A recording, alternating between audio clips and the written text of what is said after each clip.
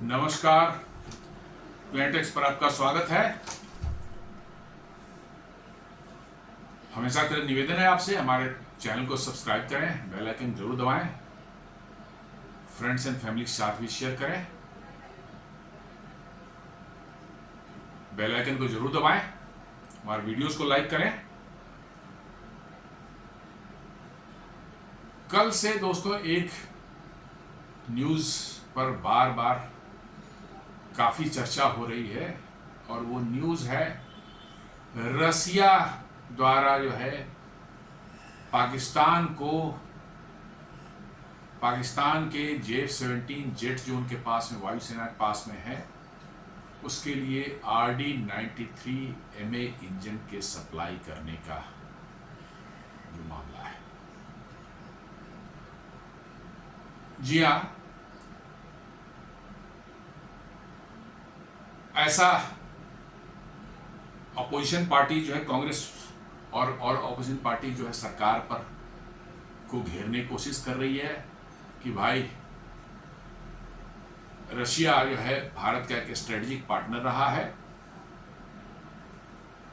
और उसके बावजूद भी जो है रसिया कैसे RD-93 MA इंजन जो है पाकिस्तान को दे रहा है।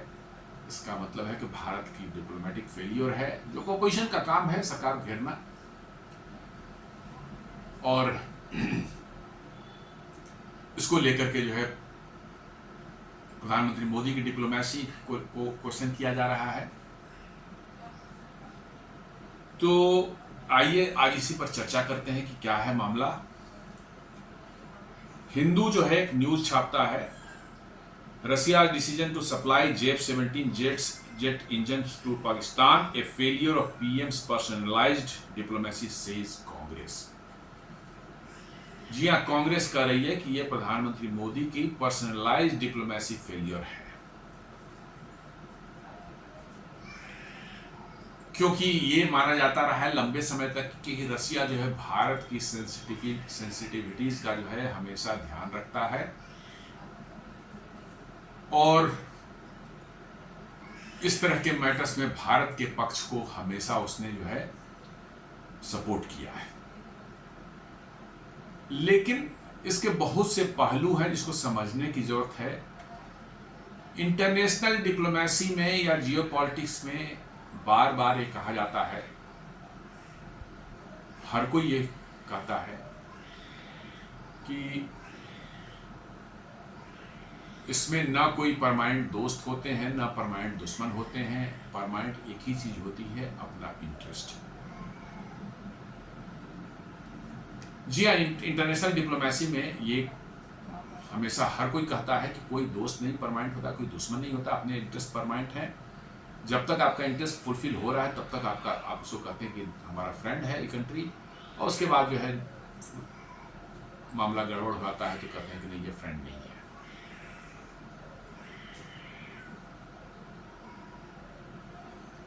तो जैसे न्यूज जो आई है, रसिया है रिपोर्टेडली, अभी तक रशियन गवर्नमेंट की तरफ से कुछ भी नहीं आया है, ये सिर्फ न्यूज पेपर्स की ही मतलब की जो है ये है रिपोर्टिंग है। Reportedly Russia is supplying has decided to supply RD-93 MA engine jet engines to Pakistan for its J-17 Block 3 fighter jets.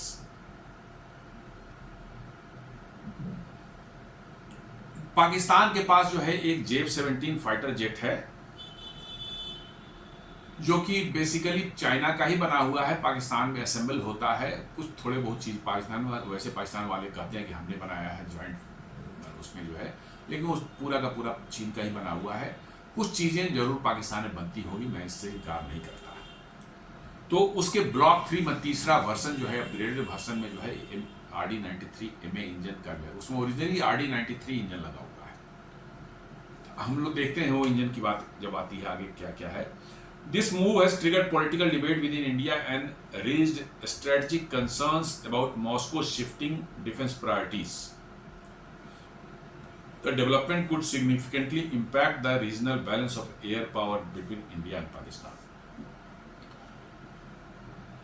अब इसको लेकर कहा जा रहा है कि जो है ये मॉस्को जो का जो है रसिया का जो है अब शिफ्टिंग प्रायोरिटी, जो स्ट्रेटेजिक प्रायोरिटी उनकी जो शिफ्ट हो रही, डिफेंस प्रायोरिटी शिफ्ट हो रही है, और ये मूव जो है सिग्निफिकेंटली इम्पैक्ट कर सकता है भारत और पाकिस्तान के बीच में जो है बैलेंस ऑफ पावर, खासकर जो एयर पावर जो होती है, एयरफोर्स की पावर, उसमें शिफ्ट ला सकता है।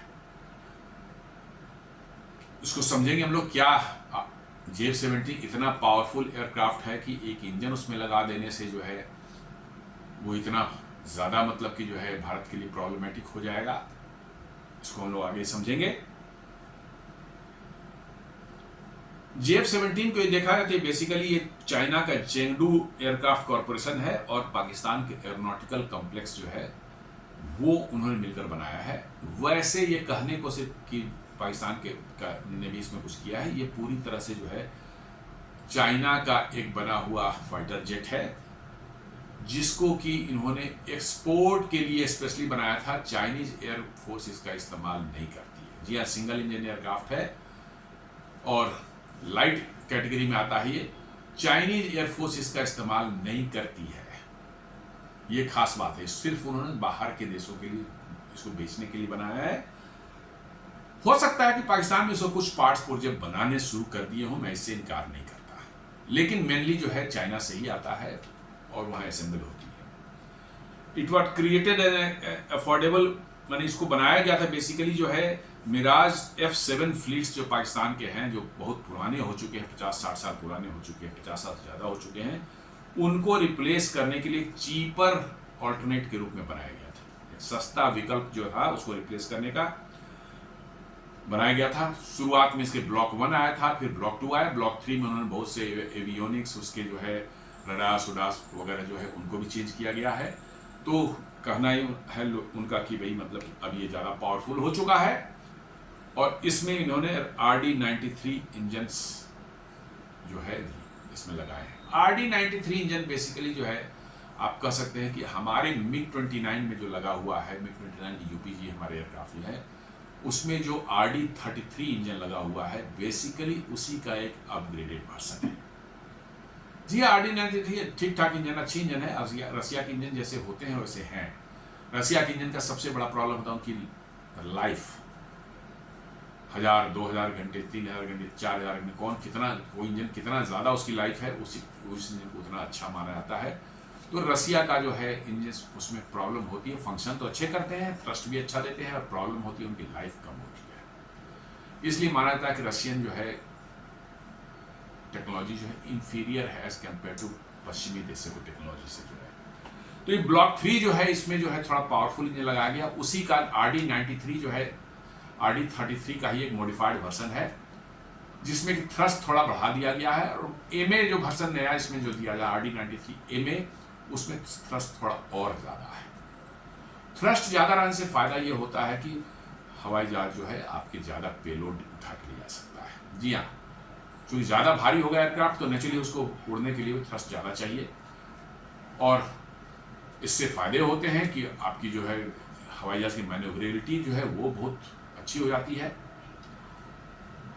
डॉग फाइट के सिचुएशन में बढ़िया आप परफॉर्म कर सकते हैं। तो इन सब बातों को लेकर के जो है ब्लॉक 3 को कहा गया है कि साहब ये बेहतर एयरक्राफ्ट है पाले कंपेटिवली, और इसलिए इसमें RD-93 इंजन लगा हुआ था, इसमें RD-93 MA इंजन लगाया जा रहा है। हालांकि जो रिपोर्ट है वो कह रहे हैं कि थ्रस्ट जरूर बढ़ गया है बट इंजन की लाइफ जो है वो कम हो गई है। RD-33 ओरिजिनली जो हमारे इसके MiG-29 लगे हुए हैं उसमें बताया जाता है कि 4000 घंटे की लाइफ है, लेकिन मैं नहीं मानता इसको 4000 में, वो 3000 घंटे से ज़्यादा हो ही नहीं सकती। किसी भी रशियन इंजन के साथ 3000 से ज़्यादा नहीं है। अभी उन्होंने AL-41 जो बनाया है उसको कहते हैं 4000 घंटे की उसकी लाइफ। RD-33 पुराना इंजन है, चलिए 3000 घंटे तक। अब ये कहते हैं थ्रस्ट तो बढ़ा दिया गया है इसमें RD-93 में जो है, या उसका मॉडिफाइड वर्जन RD-93 MA में जो है, लेकिन इसकी लाइफ जो इंजन की लाइफ घट करके 2000 घंटे की हो गई है। जी हाँ, इसका मतलब है कि आपका वियर एंड टियर इंजन का थ्रस्ट ज़्यादा उसी इंजन से लेने के लिए जो है आपने जो मॉडिफिकेशन की है तो वियर एंड टियर इंजन का ज़्यादा होगा और इंजन की लाइफ जो घट के 2000 घंटे हो गई है। तो ये एक माना जाता है कि ड्रॉबैक है, लेकिन थ्रस्ट ज़्यादा है, इसमें कोई दो मत नहीं है। बट स्टिल माना जाता है कि RD33 engine is the best इस कैटेगरी में, जो है अपने जो रशियन इंजन है उसमें सबसे अच्छा इंजन है। ये मॉडिफाइड वर्सन RD93 या RD93MA वो इंफीरियर माने जाते हैं, ऑल्दो थ्रस्ट उनका ज़्यादा बताया जाता है, लेकिन इंफीरियर माने जाते बिकॉज उनका लाइफ इंजन का कम है। सारे जो है इनके जो है रशियन ओरिजिन के इंजन, JF31 जो है रशियन ओरिजिन के इंजन जो है RD93 इंजन जो है इस्तेमाल करते हैं, जो कि यही RD33 का एक मॉडिफाइड वर्सन है जो कि MiG-29 में इस्तेमाल होता है। हालांकि चाइना ने बहुत कोशिश किया था कि इसको रिप्लेस कर दें, उनकी अपनी इंडिजिनस इंजन जो उन्होंने कॉपी करके बनाया है, रशियन टेक्नोलॉजी का जो है कॉपी करके रिवर्स इंजन करके बनाया है WS-13 इंजन, WS-13, लेकिन वो काम नहीं कर पा रहा है ठीक से। इसलिए अगेन उन्होंने RD93MA इंजन पर भरोसा किया, उसी को ब्लॉक 3 में दे रहे हैं।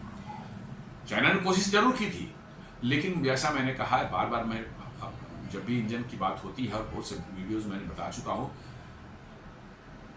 एरोस्पेस इंजन बनाना अपने आप में one of the most complex technologies है अभी दुनिया में हम जितने इस्तेमाल करते हैं। कंप्यूटर, क्वांटम कंप्यूटर, मतलब कि जो AI, जितनी भी टेक्नोलॉजी आप ले लें, उन सबों से कहीं ज़्यादा क्रिटिकल और मतलब कि जो कॉम्प्लेक्स है ये एरोस्पेस इंजन।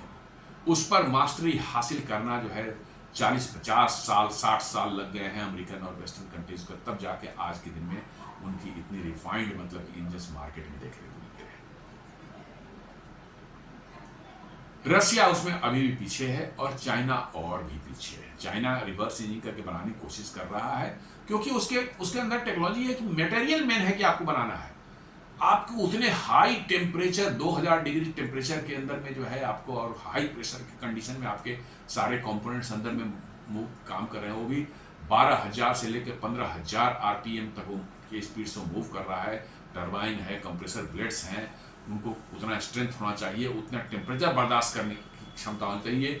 उनको कूलिंग का ऐसा कॉम्प्लेक्स मैकेनिज्म बनाया जाता है, अंदर में जो है छोटे छोटे पतले पतले होल दे करके ठंडी हवा अंदर से भेजी जाती है ताकि उसको ठंडा रख सकें, ताकि वो ओवर हीट होकर के वो फेल ना हो जाए। वो ब्लेड्स जो हैं, टरबाइन और कंप्रेसर ब्लेड्स जो हैं, तो ये बहुत ही कॉम्प्लेक्स टेक्नोलॉजी है। इसलिए चाइना ने कोशिश की थी कि अपने इंडिजिनस WS-13 इंजन इसमें लगाया जाए, लेकिन they failed, it didn't work. RD93MA जो है ये फर्दर अपग्रेडेड वर्जन है RD93 इंजन का जो है, जो कि यूनाइटेड इंजन कॉर्पोरेशन रशिया की जो है वो बनाती है। इनका जो इंक्रीज थ्रस्ट है वो RD93 का 8300 किलोग्राम फोर्स था, kgf इनका थ्रस्ट था, और जिसको बढ़ा करके 93 kgf कर दिया गया है RD93MA में।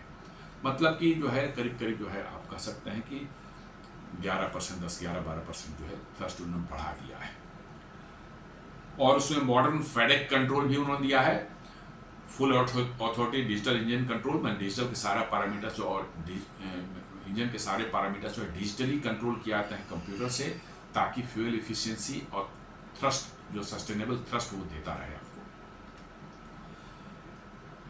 बढ़िया परफॉर्मेंस जिससे मिलती है और फ्यूल इफिशिएंसी मिलती है इसको, और साथ साथ जो improved endurance and thermal resistance है। मतलब जैसे बताया कि आपका जो है अंदर के पार्ट्स वगैरह जो हैं वो कितना थर्मल स्ट्रेस को बर्दाश्त कर पाते हैं, कितना हाई टेम्परेचर को बर्दाश्त कर पाते हैं। तो ऐसा बताया जाता है कि RD93MA जो इंजन है इसमें बेटर थर्मल रेजिस्टेंस अंदर में प्रोवाइड किया गया है, कंपोनेंट्स जो अंदर में इस्तेमाल किए गए हैं, तो कहा जा रहा है कि ये बेहतर इंजन है। बेटर परफॉर्मेंस है high hot and high conditions, high humid conditions, crucial for operations near mountainous border such as Himalaya. जी हाई और ह्यूमिड कंडीशन जो होते हैं, हॉट एंड ह्यूमिड कंडीशन होते हैं, उसमें इंजन की परफॉर्मेंस नॉर्मली डिग्रेड हो जाती है। आप वेस्टर्न इंजन भी, अमेरिकन इंजन ले लें, फ्रेंच इंजन ले लें, वहाँ पर तो जो परफॉर्मेंस देते हैं, आप भारत की कंडीशन लाएंगे तो करीब करीब 10% के आसपास लोग बोलते हैं, 8 से 10% उसकी परफॉर्मेंस डिग्रेड हो जाती है। रशियन में भी यही प्रॉब्लम आती है, लेकिन इस बार कह रहे हैं कि भाई ये high hot and humid condition में भी जो है ये काम करेगा। These upgrades made the RD-93MA a major performance boost for the JF-17 Block 3, enabling it to carry higher payloads, improved combat acceleration and increased operational range। ये करेंगे fuel efficiency बढ़ जाएगी, इससे JF-17 की जो है कॉम्बैट माने एक्सेलरेशन में ज़्यादा तेज़ी से उड़ पाएगा। ये माने ऐसे कंडीशंस आएंगे जहाँ पर मतलब डॉग फाइट की सिचुएशन आती है, वहाँ पर ज़्यादा अच्छे से काम फंक्शन कर पाएगा और ऑपरेशनल रेंज भी इसकी बढ़ सकती है। चूँकि इंजन की फ्यूल एफिशिएंसी बढ़ गई है तो फ्यूल ज़्यादा कम लेस कंज्यूम करेगा वो, इससे क्या होगा कि उसकी इंजन की एफिशिएंसी माने ज़्यादा कॉम्बैट रेडियस उसका मिल सकता है, वो ऐसा कहा जा रहा है। अब जैसा कहा जा रहा है कि ऑफिशियली ये रिपोर्टेड नहीं है, जी हाँ ऑफिशियली ये रिपोर्टेड नहीं है कि इंडिया ने कोई फॉर्मल प्रोटेस्ट लॉन्च किया था रसिया के साथ है, बट न्यूज़पेपर्स ऐसा बताते हैं कि India launch formal diplomatic protest through its ministry of external affairs regarding requesting Russia not to process this sale proceed with the sale, ऐसा बोला जा रहा है।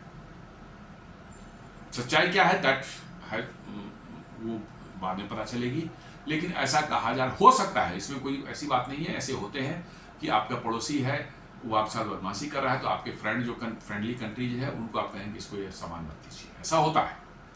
लेकिन ऑफिशियली इसको एक्सेप्ट नहीं किया जा रहा है कि ऐसा कुछ हुआ था, लेकिन न्यूज़पेपर्स जो है रिपोर्ट कर रहे हैं।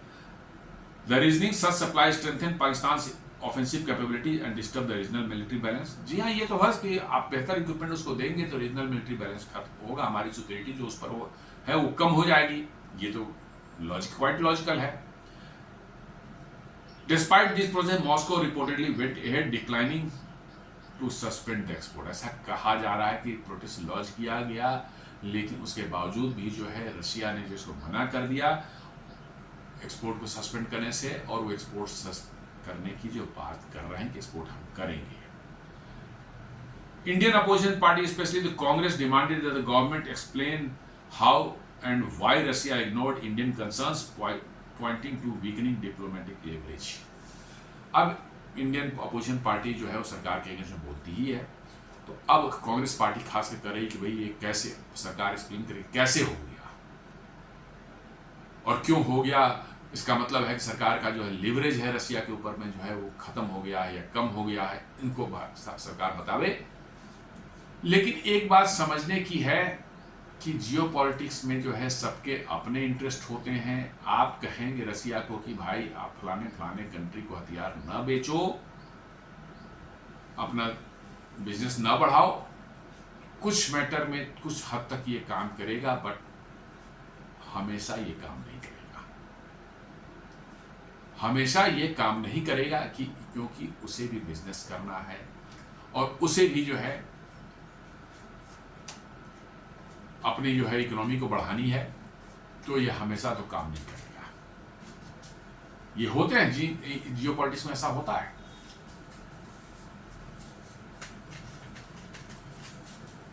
तो ये अब देखने वाली बात है कि क्या इसमें एग्जैक्टली हुआ क्या है। Critics argue that this reflect the diminishing influence of Russia over India over Russia once considered a steadfast defence ally. लोग कह रहे हैं कि ये साफ लगता है कि भारत का जो प्रभाव था रशिया के ऊपर में वो कम हो गया है। लेकिन ये तो पिछले 10-20 सालों में दिख ही रहा था, जब से हमने धीरे धीरे जो है अमेरिकन जो ट्रांसपोर्ट प्लेन्स और हेलीकॉप्टर कुछ लेने शुरू किए, तब से तो ये साफ साफ दिख रहा था। एक समय में हम रसिया से 60 to 70% इक्विपमेंट रसिया से इंपोर्ट कर रहे थे, आज वो घट करके जो 36%, 35-36% हो गया है। इनफैक्ट 75% तक हमारे इक्विपमेंट रशियन हुआ करते थे, अब वो घट करके 35-36% तक आ चुका है हमारा इंपोर्ट जो है रसिया से जो है। तो ये तो है कि हमने भी रसिया को जो है समय के ऐसा नहीं कि हम भी रसिया के साथ एकदम बिल्कुल आंख बंद करके जो है जुड़े रहे। हमने भी बेटर इक्विपमेंट की तलाश में फ्रांस के पास गए, राफेल उनसे लिया है, सबमरीन उनसे लिया है, और फिर राफेल लेने की बात कर रहे हैं। रशियन इंजन भी जो है फ्रांस से हम लेने की बात कर रहे हैं अपने एम का प्रोजेक्ट के लिए जो है। तो हमने भी तो जब महसूस हुई तो हमने रसिया को छोड़ करके जो हम फ्रांस के पास चले गए।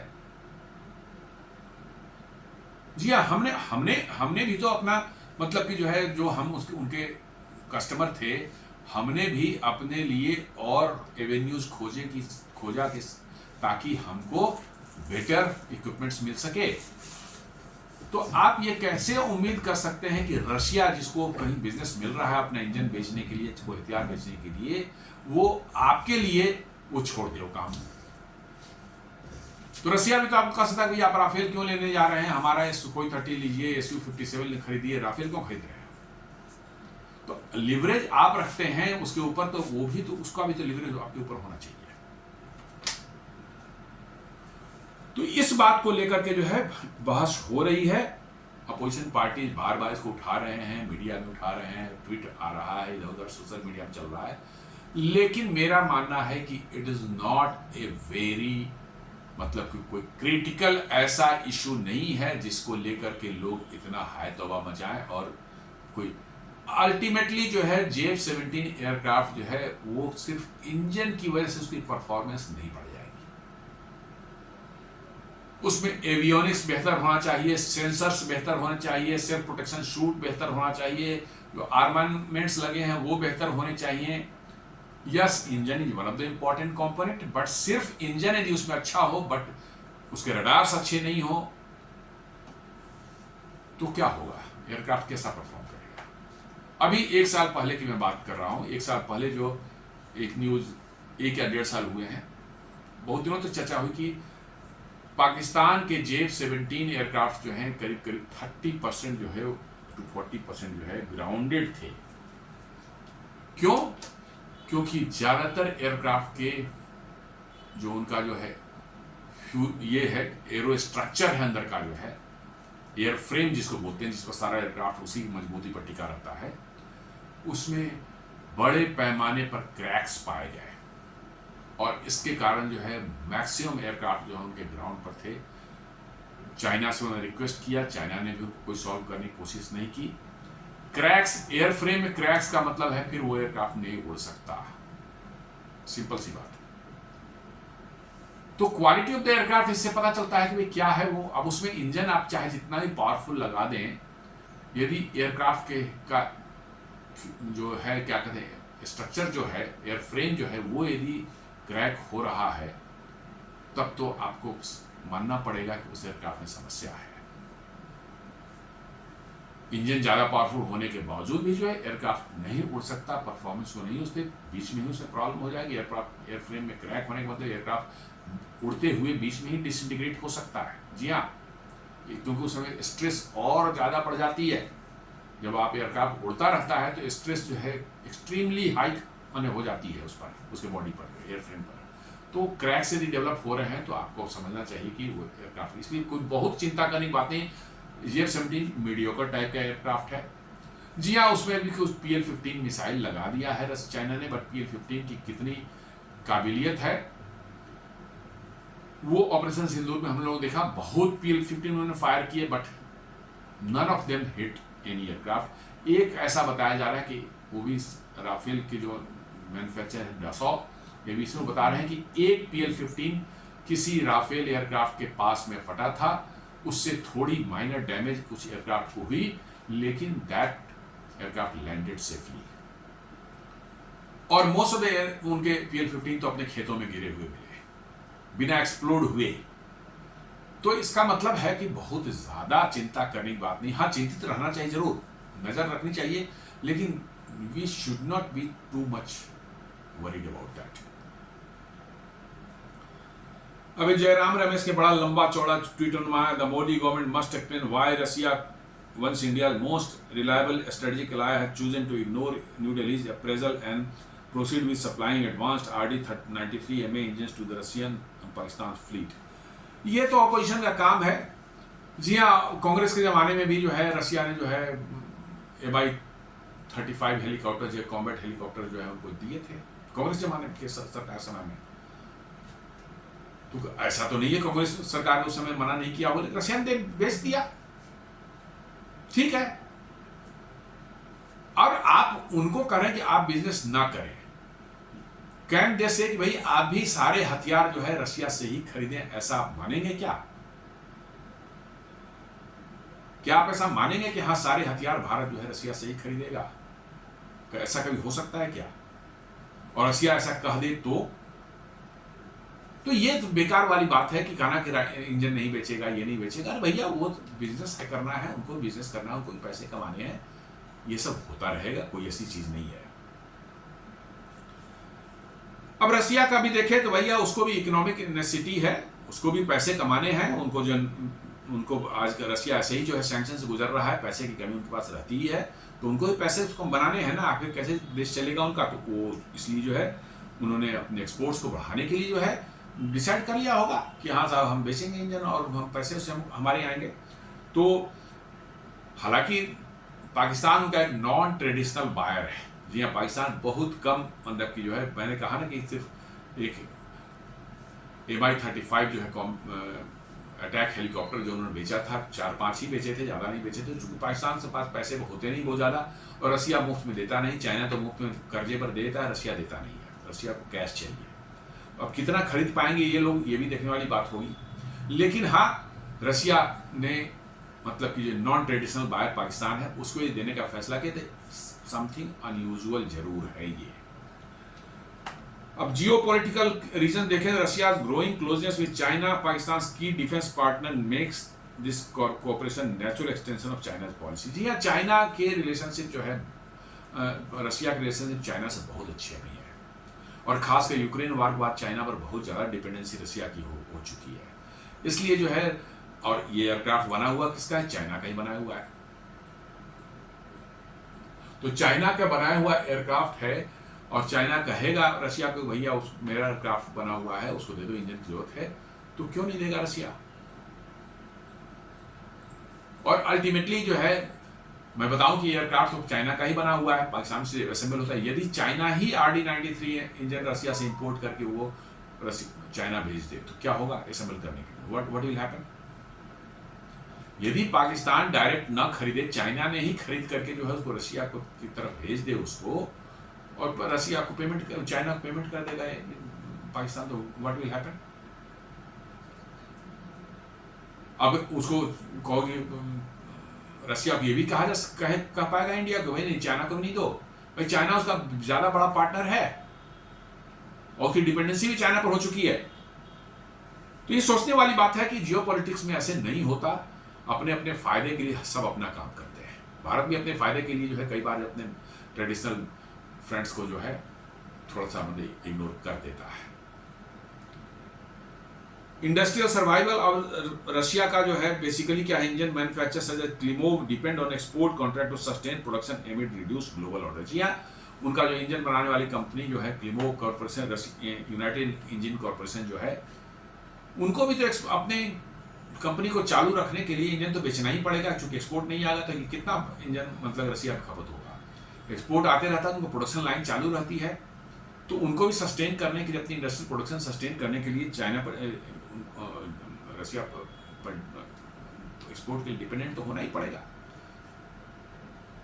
नहीं तो रसिया ये भी कहता है भाई आप चाइना को मना करें, आप ही उतना इंजन खरीद लो, मैं आप ही को दे देता हूं, तो आप खरीदेंगे क्या? नहीं। तो ऐसा नहीं है, जियो पॉलिटिक्स में इतना आसान नहीं है। साथ दोस्त हमारे हैं, हमने उनको बोल दिया उनको नहीं देना है, वो नहीं देंगे, ऐसा तो नहीं है।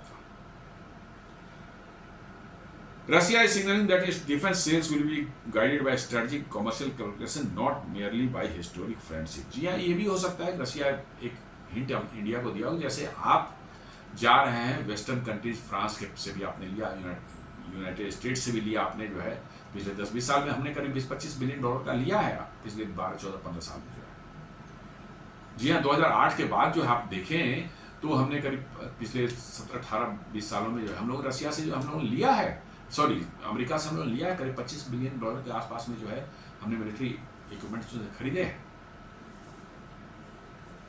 तो जियो पॉलिटिक्स में चलता है। रसिया ने तो कभी नहीं कहा कि भाई अमेरिका को से आप क्यों ले रहे हो, आप तो हमारे ट्रेडिशनल बायर हो, हम ही से लें। तो ये चलता है जियो पॉलिटिक्स में। यू कैन नॉट से कि नहीं साहब ऐसा नहीं होगा, हम हमारी बात रसिया मानेगा, इसलिए कि हमारा वो ट्रेडिशनल पार्टनर, हिस्टोरिकल पार्टनर है, फ्रेंडशिप उससे रही है। नहीं, ऐसा नहीं, जियो पॉलिटिक्स में होता ही नहीं है। और मैं तो बार बार कह रहा हूं कि सिर्फ इंजन से किसी एयरक्राफ्ट की परफॉर्मेंस नहीं बदल जाती। क्या अपने तेजस एयरक्राफ्ट में जो है रैप्टर जो है उसका इंजन लगा, F-22 रैप्टर का इंजन डाल दिया जाए तो क्या वो रैप्टर जैसा परफॉर्म करेगा? Not at all. उसकी अपनी लिमिटेशन है।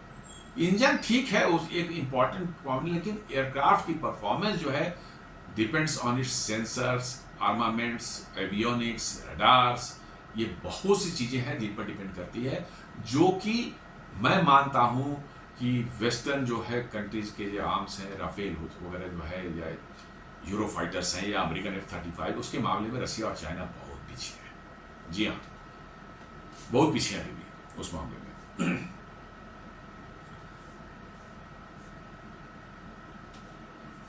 अब यह है कि बात कि इसको कैसे ऑफिशियल कंफर्मेशन किसी भी तरह से नहीं, तब से नहीं, न भारत कह रहा है कि हमने उनको कहा था कि मतलब कि जो है आप ना दीजिए, और न रसिया कह रहा है कि हमने बेचने का निर्णय ले लिया है। ऐसा रसिया बोल नहीं रहा है।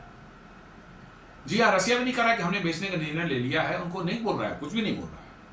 Russian military of defence and United engineering corporation have not publicly release details data on the number of engines और डिलीवरी डेट्स। कुछ भी ऐसा नहीं रिलीज किया है कि कितना इंजन बेच रहे हैं, क्या है, कब देंगे, सब नहीं रिलीज किया है।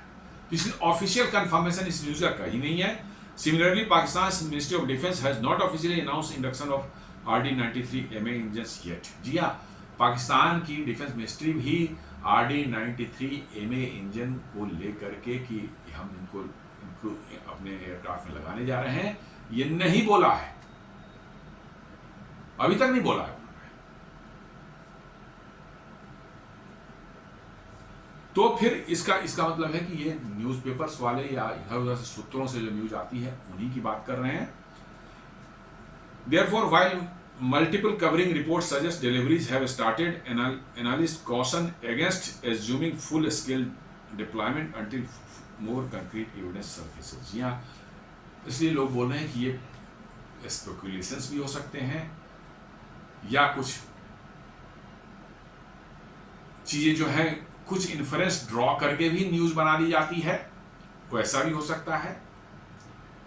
इसलिए जब तक इस पर कोई कंफर्म न्यूज इधर पाकिस्तान की तरफ से, चाहे रशिया की तरफ से, या मतलब कि जो है भारत सरकार की तरफ से नहीं आती है, तब तक इसको माना जाना चाहिए कि भैया ये बातचीत हो रही है सूत्रों के अनुसार से, चाहे इस पर कनेक्टिंग द डॉट्स के आधार पर हमने न्यूज बनाया है, चाहे ये सब चीजें चलती रहती हैं। लेकिन यदि सच भी है तो मेरे हिसाब से नॉट वेरी, क्या कहते हैं, कंसर्निंग न्यूज फॉर अस। जी हाँ, वो कोई हम उतना कंसर्निंग न्यूज नहीं है कि इस एयरक्राफ्ट का परफॉर्मेंस जो है बहुत जबरदस्त हो जाएगा, बहुत जबरदस्त जो है चेंज हो जाएगा पावर बैलेंस में, ऐसा मुझे नहीं लगता। और अभी जो है एक वियोन की रिपोर्ट आ रही है, ये 4 अक्टूबर की है। वो कहते हैं कि Russia dismisses report of engine cooperation with Pakistan. जी हाँ, यदि ये भी न्यूज की ही रिपोर्ट है, यदि कंफर्म ये वाकई सही है तो इसका मतलब कि न्यूज गलत है पूरा। जी हाँ, ये 4 अक्टूबर को लिख रहा है वियोन, Russia dismisses report of engine cooperation with Pakistan. ये साफ साफ बता रहा है। Let us see exactly fact क्या है। We have to wait a little bit for few weeks, few days, एक आध सप्ताह के अंदर में जो है क्लियर हो जाएगा। लेकिन कहीं भी किसी तरह रसिया की तरफ से, भारत की सरकार की तरफ से, चाहे पाकिस्तान की सरकार की तरफ से इस इंजन की डील के बारे में कोई बातचीत कहीं से सुनाई नहीं पड़ी है। तो दोस्तों, ये एक विश्लेषण छोटा सा जो पिछले कुछ दिनों से जो है रसिया द्वारा पाकिस्तान को RD-93 MA इंजन सप्लाई करने को लेकर के जो है पूरे मीडिया में हलचल मची हुई थी, और अपोजिशन बार बार सरकार को घेरने की कोशिश कर रहा था। इस पर यह विश्लेषण था। उम्मीद करता हूं ये वीडियो आपको पसंद आया होगा। हमारे वीडियो को लाइक करें, फ्रेंड्स एंड फैमिली के साथ शेयर करें, हमारे चैनल को सब्सक्राइब करें और बेल आइकन दबाना बिल्कुल नहीं भूलें। धन्यवाद।